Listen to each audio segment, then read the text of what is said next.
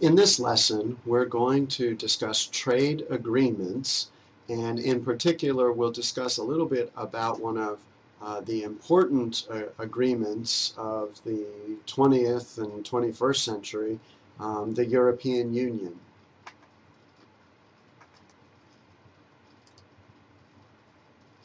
So, if you'll remember, trade agreements, they arise because countries are choosing to restrict trade, and a trade agreement essentially is a way to open up trade.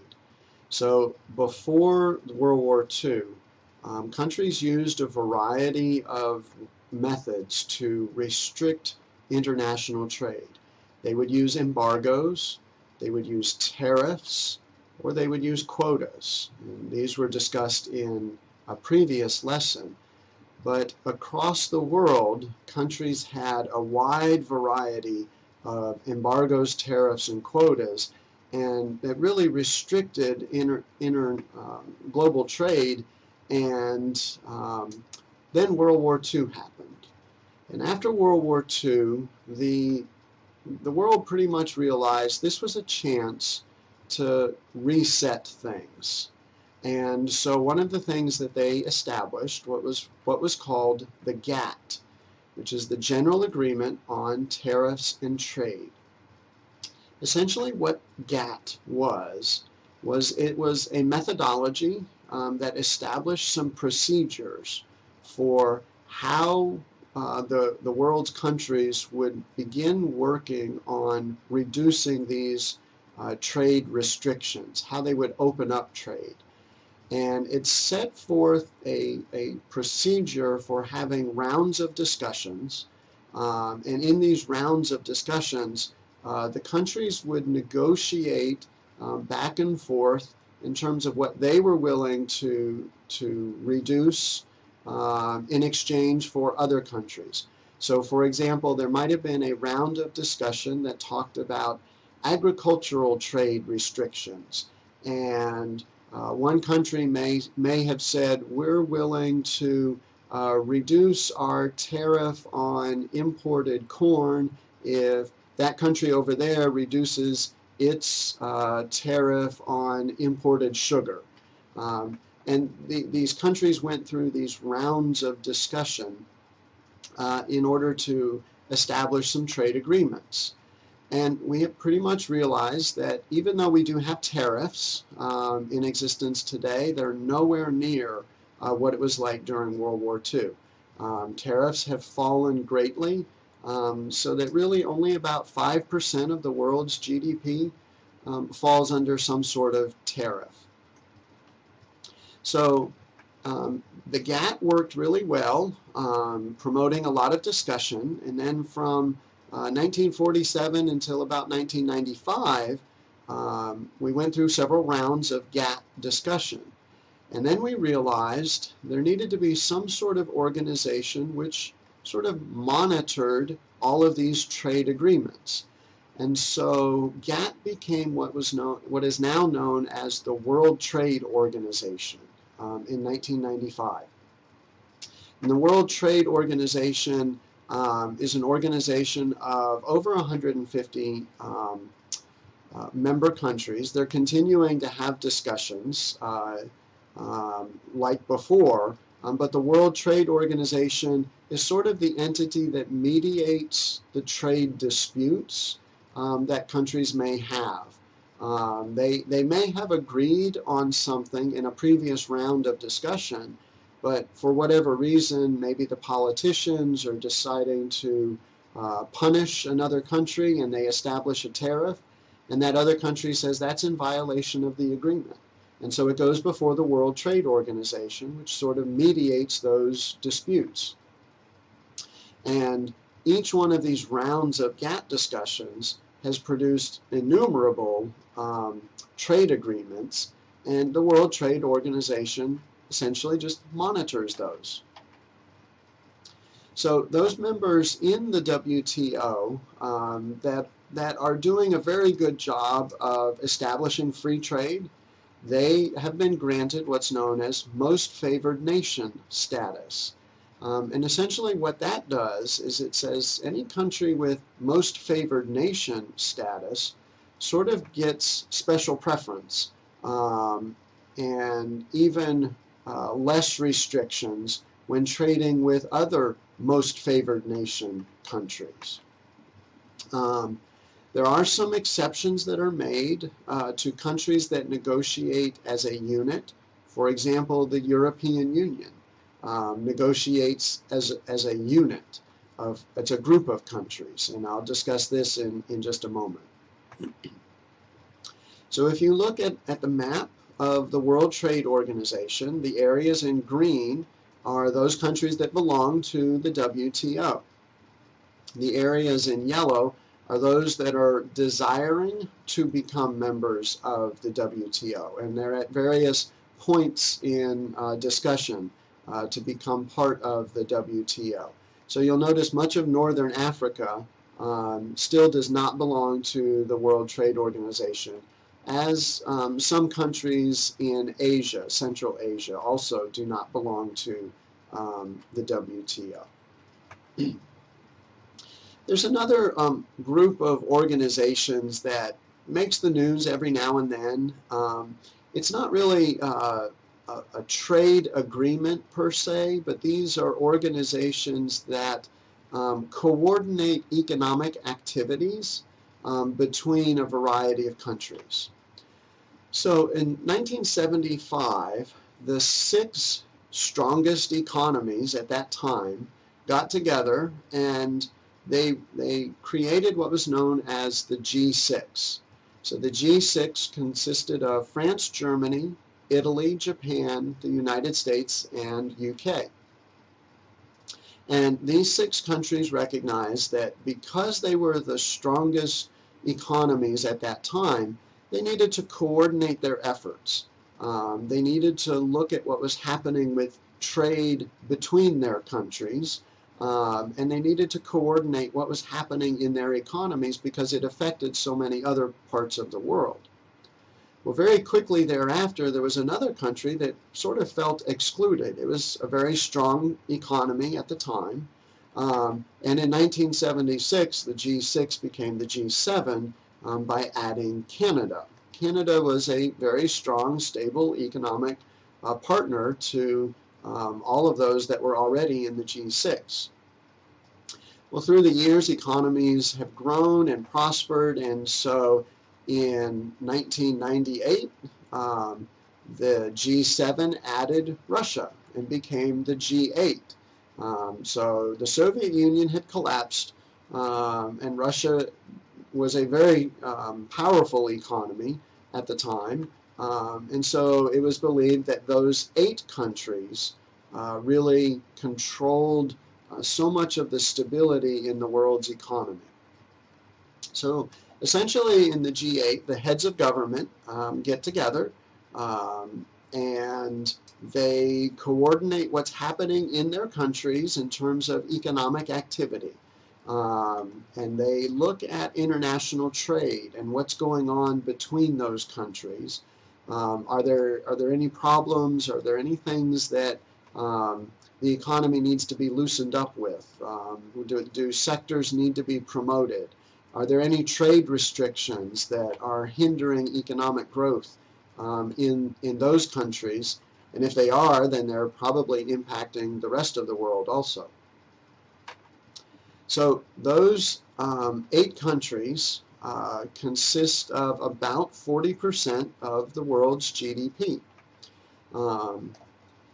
Interestingly, the G8 became the G7 several years ago because Russia invaded Ukraine, and the world pretty much did not like that behavior. Russia essentially was, they claimed not to have invaded Ukraine, but they supported the rebel movement in Ukraine, and they annexed the territory of Crimea. And the G7 essentially said, we're going to punish you strategically. We're just going to exclude you from any of this coordinated activity, and we're going to go back to having the G7.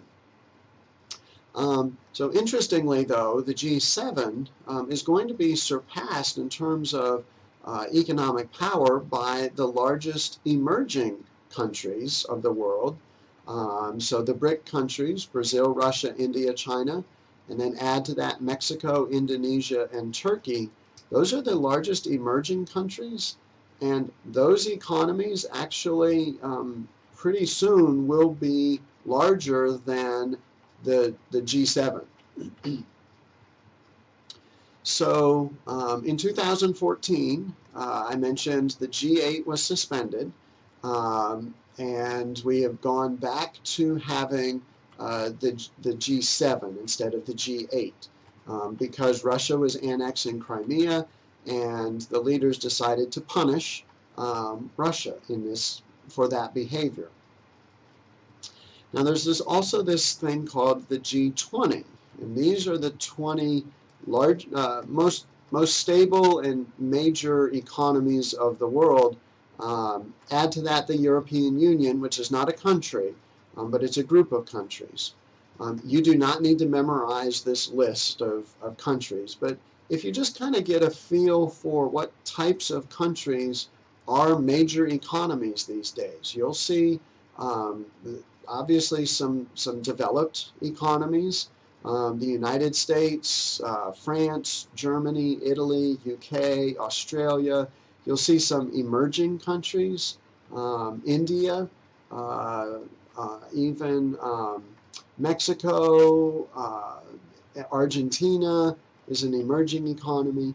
These economies got together and essentially their finance ministers are coordinating what's happening with their central banks in terms of interest rates and things that are being done to stimulate their individual economies, and they're investigating how they affect other countries' economies. So essentially the purpose of the G20 is really to promote financial stability across the world.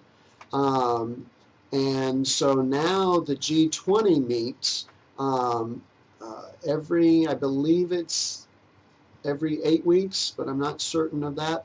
But they will meet again to look at what's happening in each of those 20 economies in terms of their financial structure, their central bank, the government debt, what's going on in those 20 countries. Because whatever's happening in those 20 countries is probably having a very large impact on the rest of the world. Now there's a variety of other trading blocks and agreements that you may have heard about, you may not have heard about. For example, NAFTA is the North American Free Trade Agreement established in 1994 between Mexico, Canada, and the United States. It essentially removed barriers that were not tariffs. So any kind of restriction to trade that was not a tariff, it removed them. It established some environmental safeguards and practices within those countries. And truthfully, our GDP in the long run really wasn't impacted by the North American Free Trade Agreement. We realized eventually that jobs actually were created because there was more trade that was happening between these three countries. So yes, our country did lose jobs, but we also gained jobs as a result of NAFTA. One of the most common disagreements had to do with the labor market and different labor standards within those countries, in particular Mexico. And so they had to negotiate some different labor standards. So President Trump he said it was time for NAFTA to be renegotiated, and the NAFTA has been replaced with the U.S.-Mexico-Canada Agreement, and this replaces NAFTA. They negotiated several different sectors that have been changing through time since 1994, in particular car manufacturing.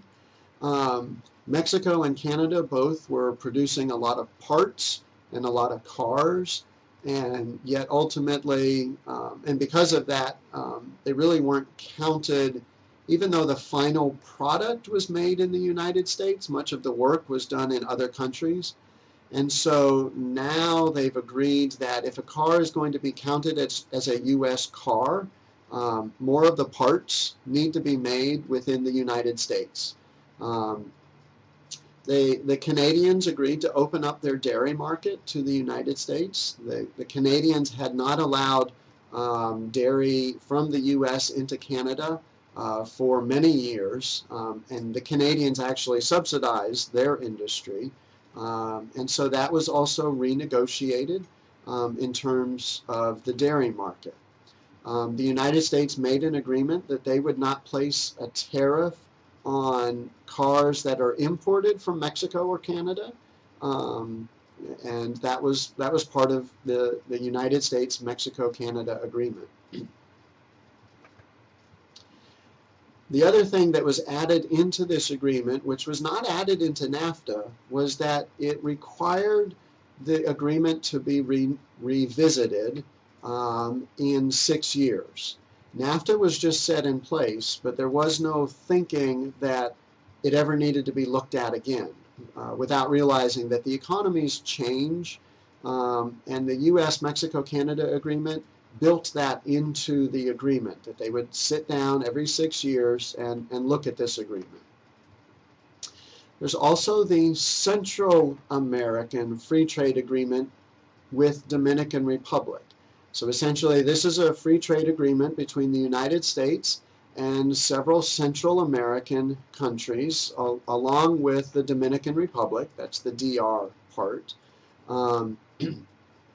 Dominican Republic was added in 2009. Essentially, this agreement focuses on agriculture, and it reduces a lot of the agricultural tariffs between these countries, as well as tariffs that these countries had on the United States for things that we exported to them. And so it essentially opened up some trade in the Central American region.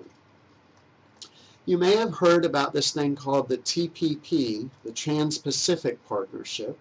This was an agreement between 11 countries. Again, I'm not going to ask you to memorize the list of countries, but I want you to recognize something about these countries. You'll notice Canada, United States, Mexico, and then several countries in South America, and then several countries in Southeast Asia.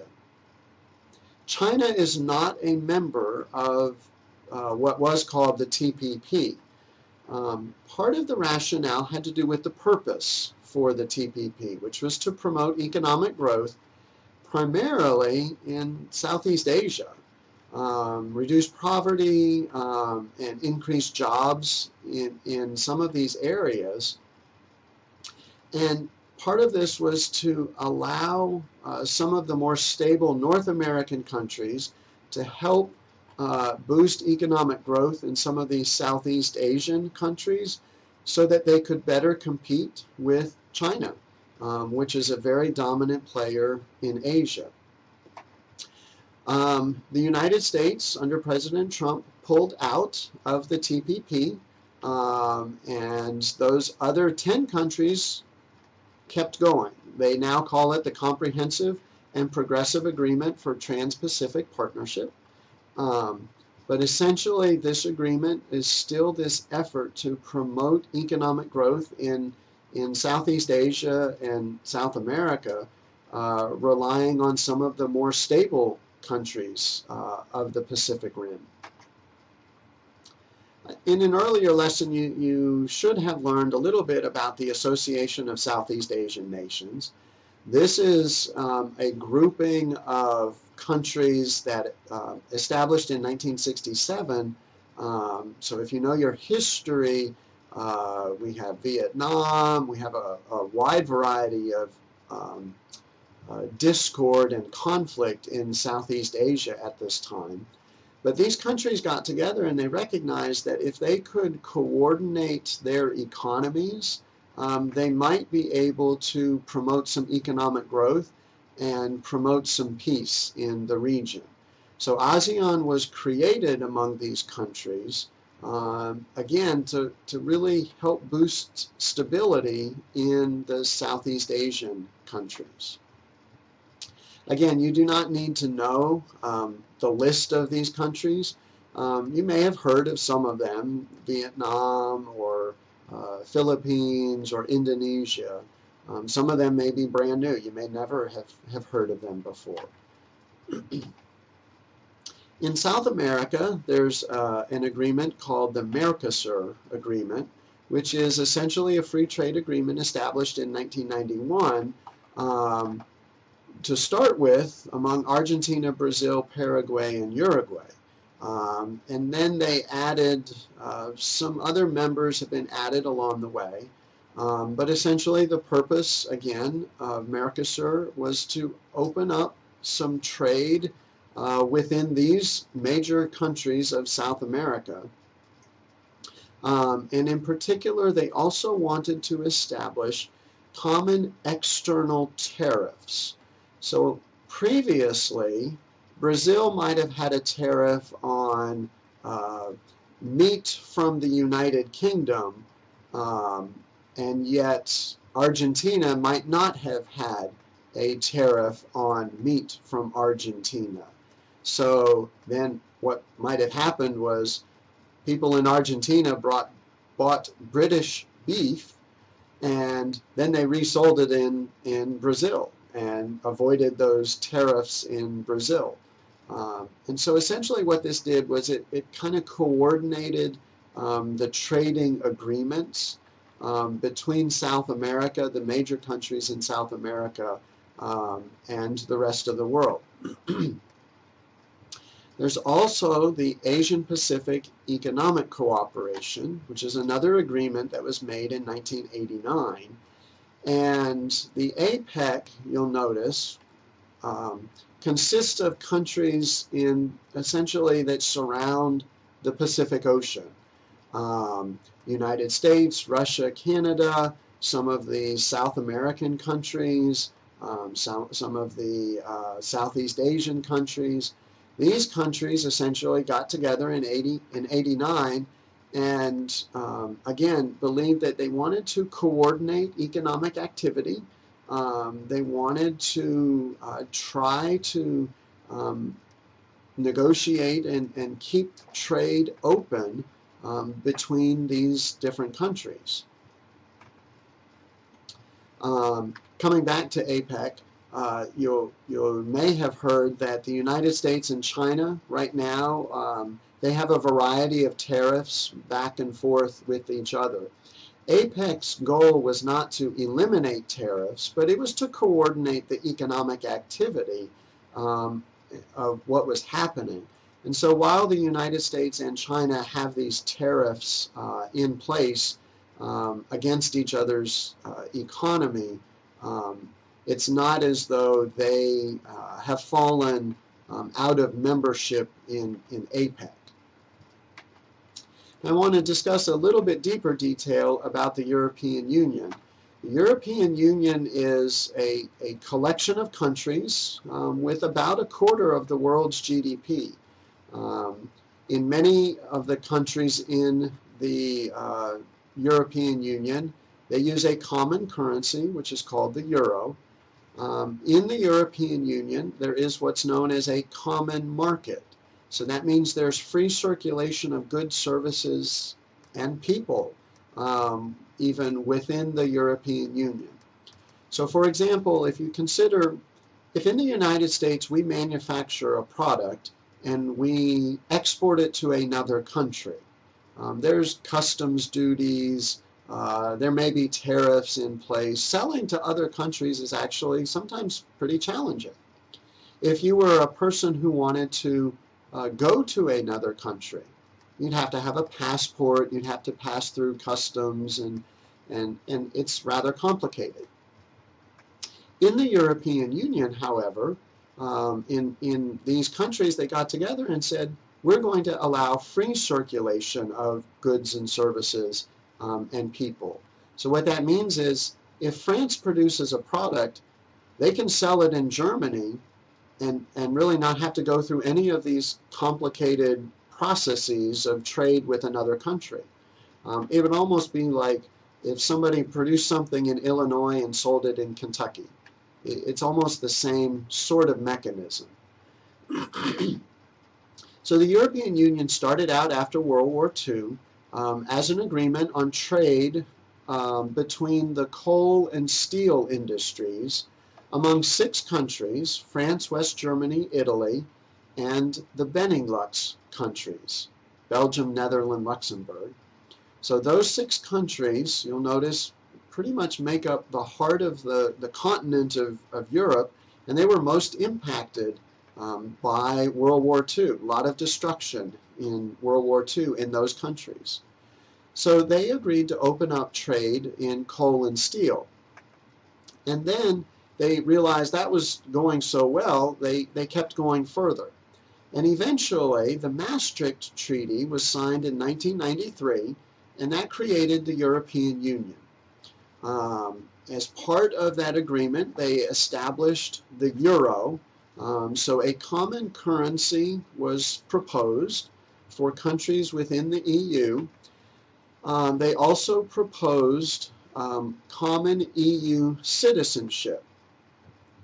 So what that means is you're a citizen of the country that you were born in, but you're also a citizen of the EU. And that means you can run for the EU Parliament. So what we have is an agreement among countries to coordinate their economies, to allow for free trade, free movement of people, and a common currency that's used in most of the EU countries. Not all EU countries use the euro.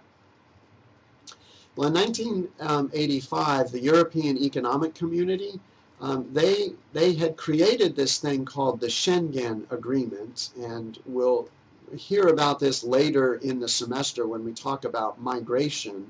But the Schengen Agreement essentially is an agreement among many of these EU countries that essentially says if you can cross the border in any one of these countries, you can cross the border in any of them.